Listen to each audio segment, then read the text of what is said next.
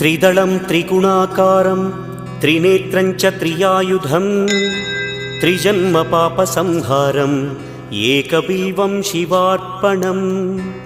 त्रिशाखैः बिल्वपत्रैश्च अच्छिद्रैः कोमलैः शुभैः तव पूजां करिष्यामि एकबिल्वं शिवार्पणम्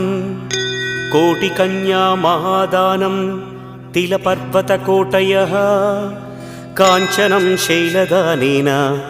एकबिल्वं शिवार्पणम् काशीक्षेत्रनिवासं च कालभैरवदर्शनम् प्रयागे माधवं दृष्ट्वा एकबिल्वं शिवार्पणम् इन्दुवारे व्रतं स्थित्वा